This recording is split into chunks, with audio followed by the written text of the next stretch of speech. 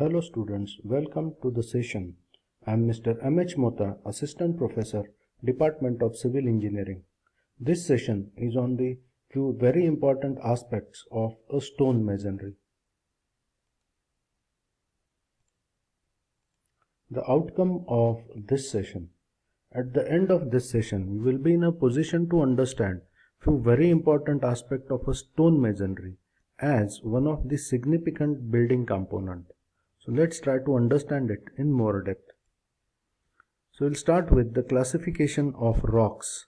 Geologically, rocks are generally classified into three major heads like igneous rock, sedimentary rocks and metamorphic rocks. The igneous rocks are further subdivided into intrusive and extrusive classes, while sedimentary rock is either clastic or chemical and metamorphic rock as foliated and non-foliated rocks. The example of such rocks are gabbro, basalt, granite. In case of igneous rocks, sandstone, limestone and shale represents the sedimentary rock, while slate, marble, etc. are the metamorphic rocks. The classification of rock is even done in terms of physical classification and chemical classification. In physical classification, these rocks are classified as stratified and foliated rocks. Foliated rocks means the rocks which generally has a formation of different layers. Such layers are very useful and are used particularly as flooring material. The chemical classification divides rock under the siliceous rocks, argillaceous rocks and calcareous rocks. This is because, or such names are because of the important chemical present in it, whether it is silica or calcium and so on. Such kind of chemicals are useful to classify the stones on the basis of its chemical classification. So the different building blocks used are granite, basalt and the trap, gneiss, quartz, marble, slate, limestone, sandstone, laterite, etc. Now it is always a question in front of a civil engineer what to use at which place, which kind of rock is used. So let's try to understand it in short. So for the heavy engineering work such as the building bridge piers, breakwaters and monuments, we generally used fine grained granite and basalt. These generally used to have a very good strength which is useful and are the basic requirement in case of heavy engineering works. Then for masonry work in industrial areas exposed to a smoke and fumes, we generally use either a granite or the compact sandstones. For facing work of building, we use marble, granite or sandstone. This is used because of its better appearance over the other types of building stones available. In case of carving and ornamental work, such kind of work is generally essential for the structures like construction of temple. So we use fine grained granite marble and soft sandstone. Particularly the granite and marble are used as an facing material in such cases, while soft sandstone is much more helpful in achieving a very careful work required in case of carving or ornamental work. In case of fire resistant masonry, the compact limestone and sandstones are significantly used. While in case of flooring or paving, we generally use either a marble, slate, sandstone and granite. While in a foundation of building, we use different qualities of granite as these are strongest stones available. So the stones are achieved by those have been quarried from a certain place. So this quarrying can be done either with the help of hand tools. Certain times we use certain channeling machines, or even a quarrying can be done by blasting with the help of explosives. The common explosives used are the gunpowder, dynamite, gelatin, cordite or So this figure indicates the quarrying done with the help of a hand tools. This figure indicates quarrying that is been done with the help of a very large machines. Well, this figure indicates the explosive used for the quarrying of stones. It is very easy to understand that when we use the quarrying with hand tools, such kind of stones are generally foliated stones, which are very easy to separate in terms of the different layers formed. For a very strong kind of stones, we generally use the different machines, but these stones required in larger size. While when we use the blasting or the explosive, generally the outcome of such thing is in terms of a stone chips or small size stones.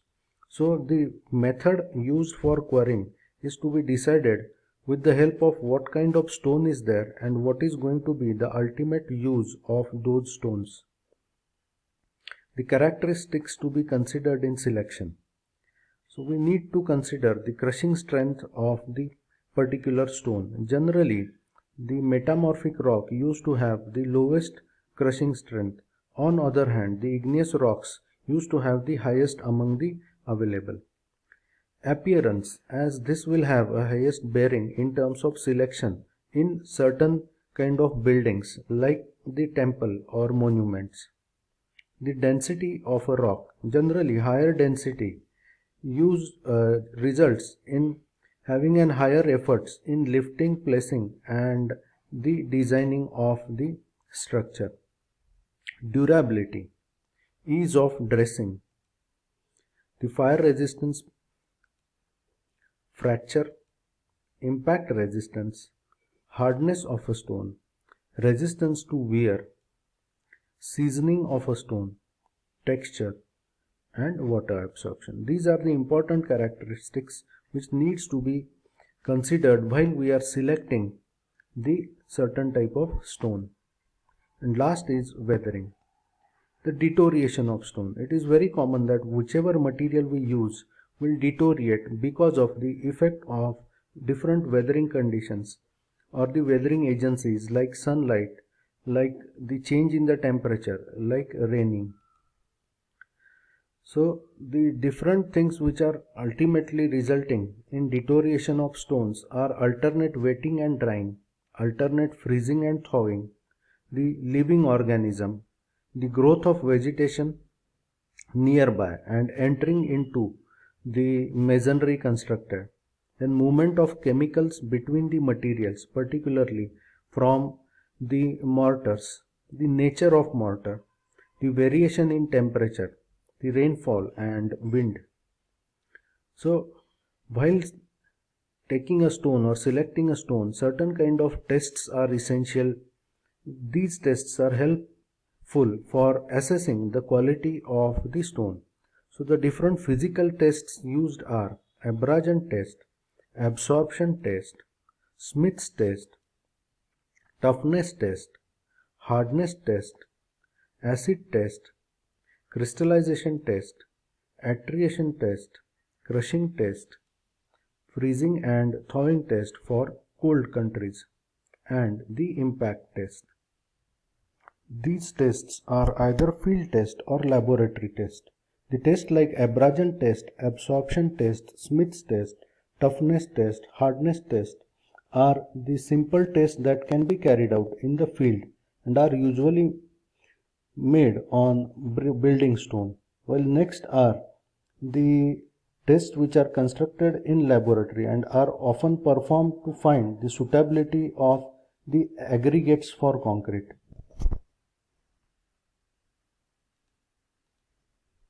Preservation of stone. This is one of the very important aspect in case of stone masonry. We usually resort to coating the stones with one of the following preservatives. We either use the linseed oil, solution of alum or soap, solution of barium hydroxide, paraffin, paint, etc. And in very few cases we even use the coal tar for the preservation of stone. As we have seen, the stone masonry is such kind of masonry which is strong enough, but its preservation is even very important.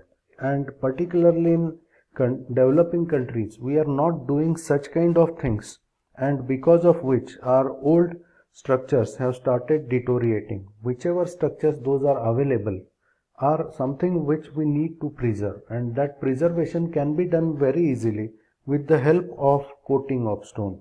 And if we use these things are not even much costlier and will help us to preserve the overall structure. So that's it for this session. Let's meet in the next session to learn such important things. Thank you very much for your patience learning, and don't forget to like, comment and subscribe. So thank you.